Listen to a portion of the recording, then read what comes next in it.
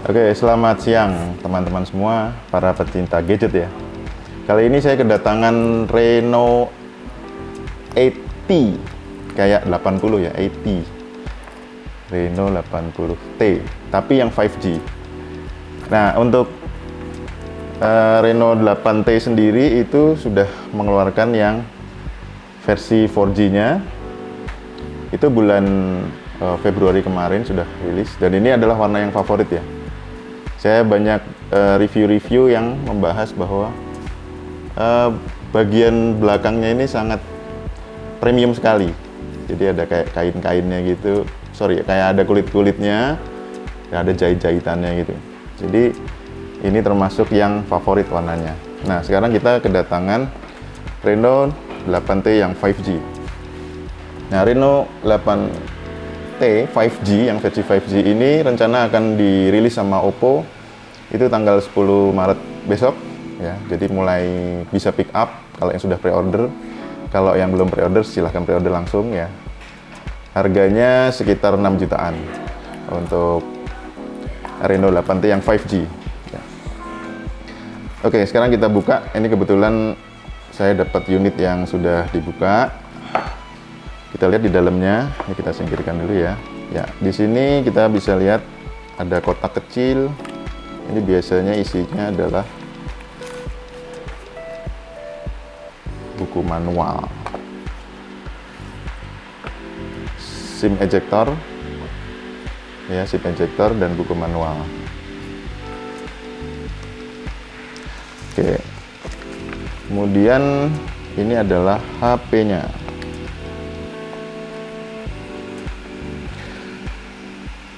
Oppo Reno 8 8T. Ya, apa yang diunggulkan? Yang diunggulkan adalah refresh rate yang 120 Hz. Ini udah lebih besar daripada yang versi 4G-nya ya. 4G-nya cuma 90, tapi kalau yang 5G ini sudah 120 Hz. Kemudian juga kameranya itu sudah di-upgrade menjadi 108 megapiksel.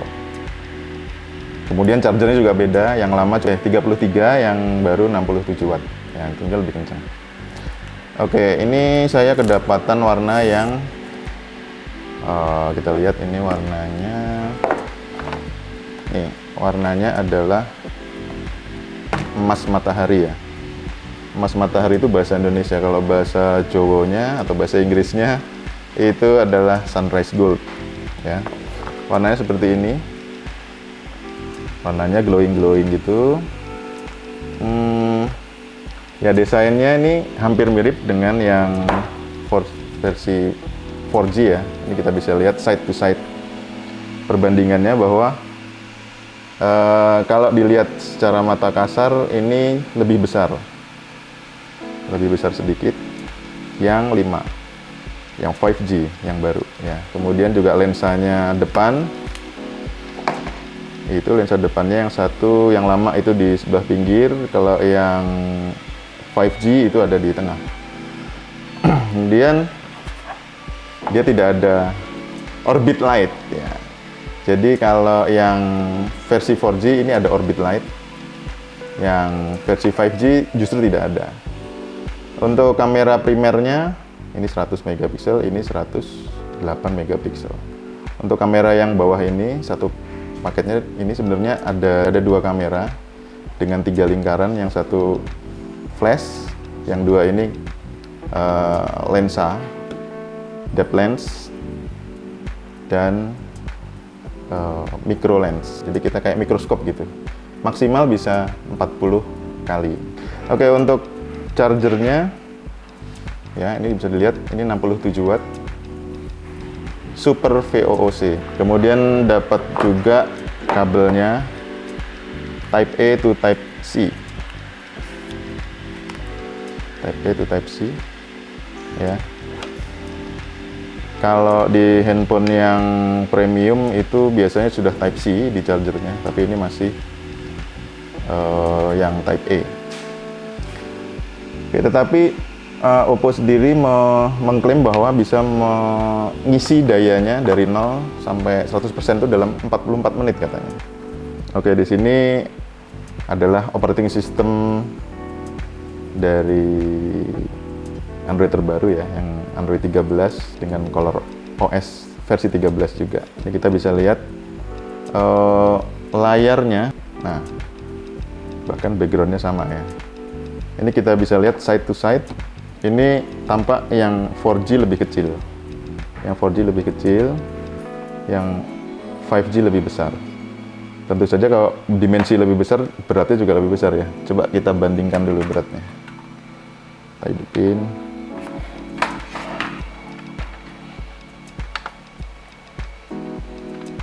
Ini yang 4G ya, yang lama. 185 gram. Kalau yang baru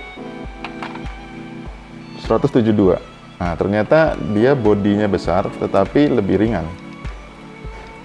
Dan digenggam juga lebih enak. Ya, karena desainnya Oppo sendiri di sini dia sudah curve semua.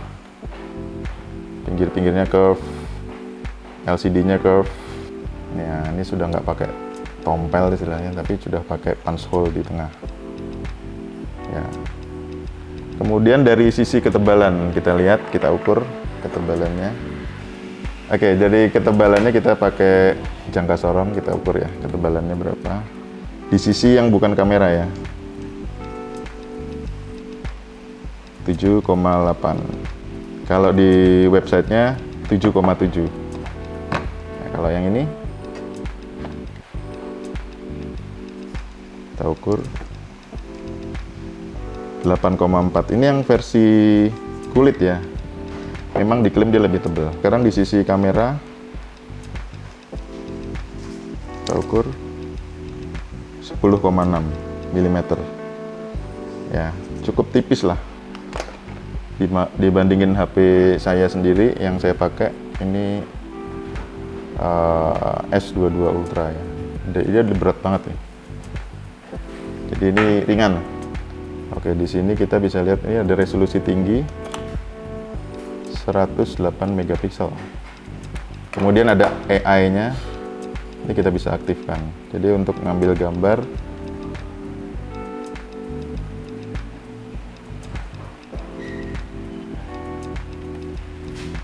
nah, nanti AI-nya akan menyesuaikan ya. Oke, kemudian untuk foto yang selengkapnya ini ada juga yang versi Pro, Extra HD, Panoramic, Slow Motion, Time Lapse, video 2 tampilan, dan mikroskop. Nah, ini kita coba mikroskop ya. Mikroskop. Ini nggak ada di HP lain kayaknya. Jaraknya 1 sampai 3 mm. Wow.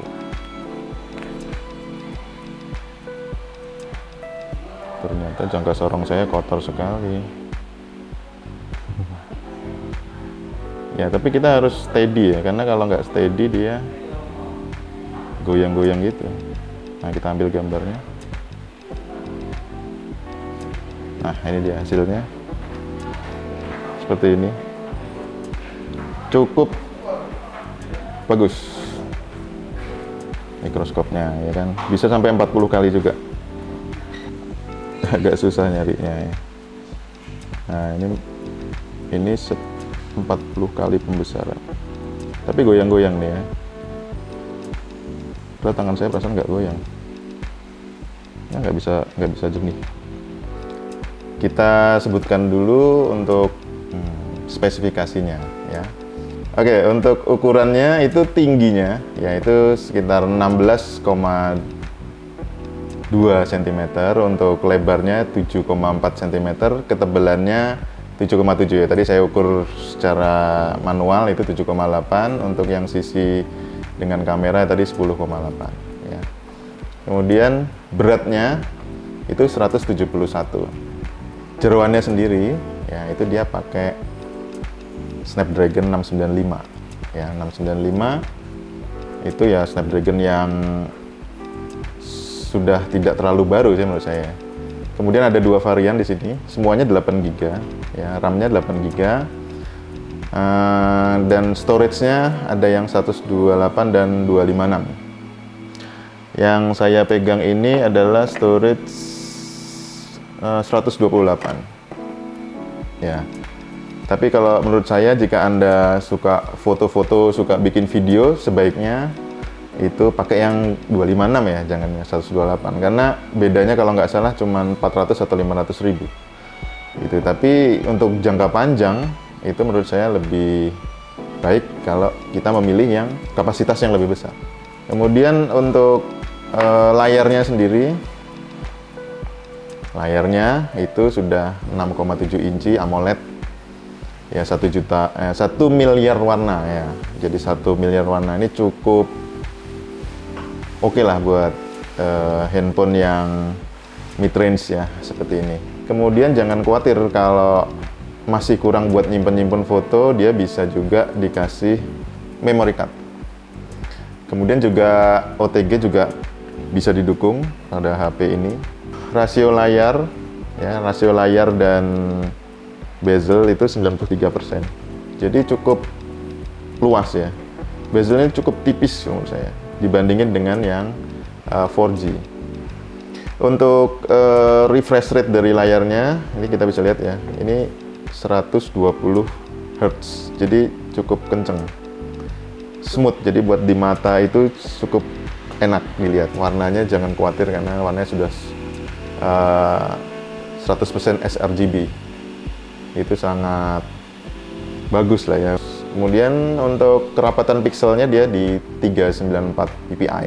Kalau misalnya di luar ruangan, ini juga cukup masih terang juga karena dia bisa maksimal itu penerangannya sampai 950 nits. Untuk kaca pelindungnya ini lain daripada yang lain, dia pakai AGC D-Star 2 ya. AGC itu Asahi Glass di D-Star 2 ya. Jadi biasanya kan pakai Gorilla Glass yang 5 lah, yang Victus lah. Nah, kalau ini dia lain daripada yang lain. Untuk kamera depan selfie dia 32 megapiksel, ada HDR-nya juga. Jadi untuk kalian yang suka men-selfie atau juga mungkin bikin video TikTok, ya ini cukup bagus. Ya, tadi saya sudah jelaskan untuk di kamera belakang. Kamera utamanya 108. Kamera yang dua ini yang kecil-kecil kelihatan ya. Ini ada kamera dua kecil-kecil. Ini adalah depth lens dan micro lens ya, bukan macro lens, bukan ultra wide. Jadi ini juga lain daripada yang lain. Biasanya yang disertakan itu adalah ultra wide ya, tapi di handphone ini tidak ada. Jadi di situ keunikannya, selling point-nya di situ juga. Ya, desainnya kamera juga cukup unik ya. Kalau dilihat dari jauh ini kayaknya dua kamera besar, padahal di sini ada 3 kamera. Di versi yang 5G itu tidak ada orbit light-nya lagi, tidak seperti yang 4G ada orbit light-nya yang warna-warni RGB ya.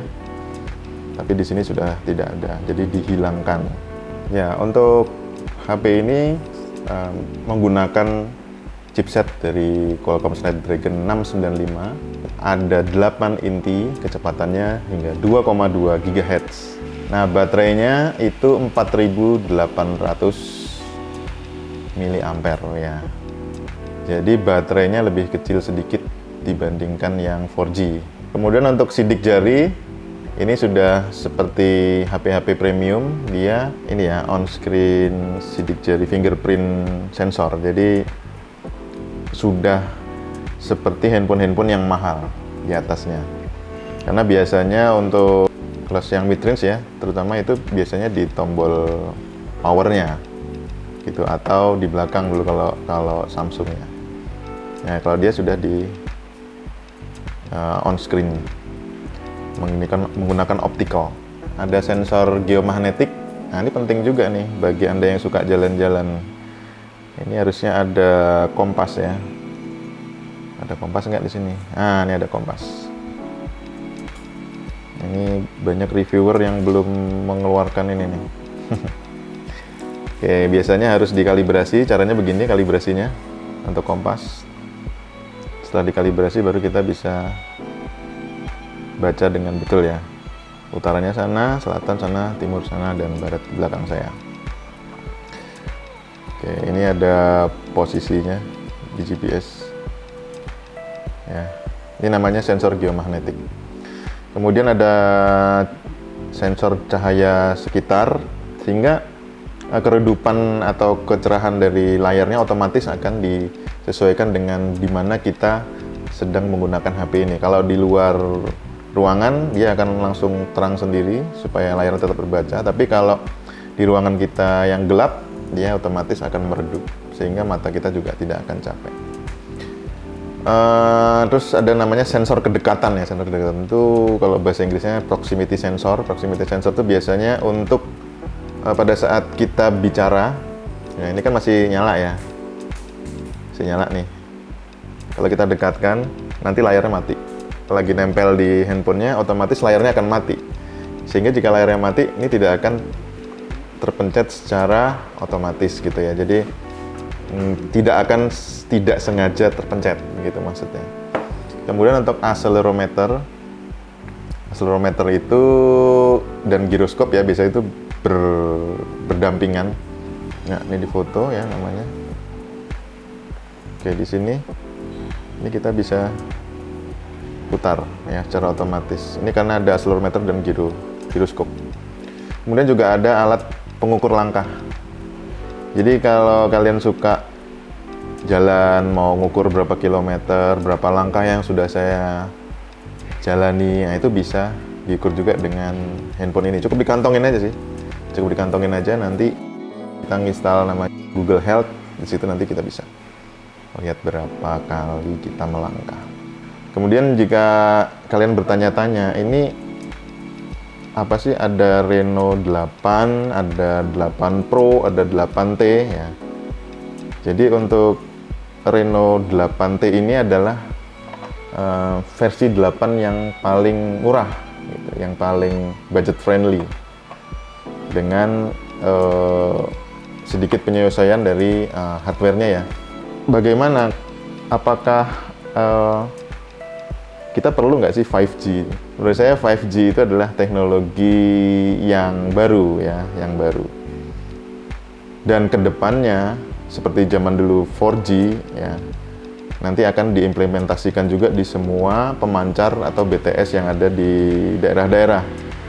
Jadi alangkah baiknya jika kita sudah menyiapkan diri dengan membeli yang sudah ready 5G gitu.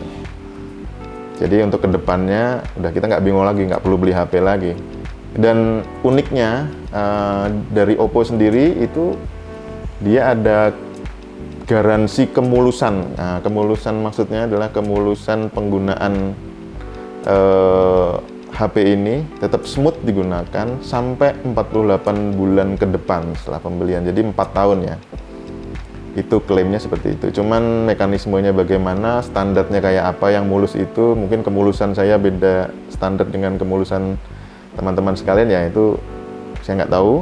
Tetapi baguslah jika Oppo memberikan jaminan seperti itu. Jadi kita bisa, istilahnya bisa tenang-tenang lah. Selama 4 tahun ke depan nggak perlu beli HP-HP lagi, karena HP-nya sudah cukup mumpuni untuk 4 tahun ke depan. Dia sudah 5G. Dari Oppo itu ada teknologi terbaru sehingga membuat baterainya ini diharapkan bisa awet ya. Karena ya masalahnya HP itu mungkin dari bodinya masih bagus, layarnya masih bagus. Kita juga kalau nggak pakai buat game yang baru-baru juga pasti masih bisa dipakai. Nah, cuman kadang-kadang kendalanya adalah di baterai. Tapi si Oppo sendiri ada teknologi baru ya di baterai, pengecasan baterainya, sehingga aman. Speakernya itu dia sudah stereo ya. Jadi kita kalau mau setel video di YouTube, setel film-film yang suaranya menggelegar gitu, dia juga ada ultra volume. Jadi volumenya bisa lebih besar.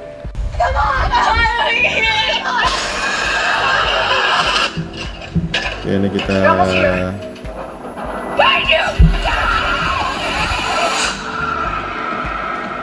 This isn't like any other ghost face. What is this place? It's a Nonton film shrine. horor asik guys. Guys, Nonton film horor suaranya keras banget. we've got the Lord in Jadi kalau saya volumenya saya mentokkan bisa sampai 200%. Oke, jadi dia memang sangat bagus ya buat nyetel film ya. Nah, kalau saya pribadi, saya itu orangnya suka jalan-jalan ya, suka jalan-jalan, otomatis saya harus mengambil momen-momen saya pada saat jalan-jalan. Reviewer lain sudah banyak ya yang membahas tentang game. Tetapi kesimpulan saya dari review mereka bahwa handphone ini masih bisa mumpuni untuk game yang medium ya. Tapi untuk yang heavy game itu memang tidak bisa. Jadi untuk kita berjalan-jalan ya, itu yang kita perlukan adalah Maps. Sweet. Ya, kita ada di Madiun. Ya, untuk pengunciannya cukup cepat ya karena dibantu oleh WiFi. Ya, kameranya ini tadi mikroskop, kita tutup dulu. Di sini ada foto malam ya. Nanti kita coba untuk foto malamnya. Kemudian ada mode video. Videonya di sini cuman bisa maksimal di 1080. Ya, ini cuman 2 macam. Resolusinya cuman 2 macam. Jadi tidak bisa 4K ya. Foto potret. Nah, potret ini bokeh. Kita coba ya. Kita lihat hasilnya. Ya, ini yang belakang-belakangnya bokeh. Dan untuk SIM tray-nya kita lihat SIM tray-nya. SIM tray-nya di sini itu bisa 2 SIM card. Bisa 2 SIM card. Nano SIM card ya. Pilihannya ada 2 SIM card atau 1 SIM card dengan micro SD. Nah, tinggal pilih aja. Kalian butuh 2 nomor atau butuh kapasitas lebih banyak. Nah, kalau di 4G ada namanya Sunset Orange. Ini yang favoritnya reviewer ya. Emang bagus sih. Sayangnya yang di 5G nggak ada. Gitu. Kalau ada mungkin akan lebih menarik lagi ya kan. Oke, bagi kalian yang ingin pre-order, ya, pre-order ini karena saat ini belum dijual, ya. Ini pun saya masih dapat demo unit. Nanti bagi yang pre-order, pada saat kalian nanti pick up ya, tanggal 10 Maret akan langsung mendapatkan ini guys, Oppo Band. Ya, dia langsung bisa synchronize, bisa dipakai renang juga, bisa dipakai lari, bisa dipakai sepedaan untuk mengukur jarak dan mengukur aktivitas kita sehari-hari. Jadi itu ya, jangan lewatkan loh, ini lumayan loh ini, 600.000, harganya 600.000. Demikian tadi adalah review dari Reno 80 5G ya. Adalah generasi terbaru dari Reno 80 ya, yang sangat bagus desainnya. Nah, jadi kalian kalau pakai ini pasti kegantengan nambah 1000%. Oke guys, sampai jumpa. Bye bye.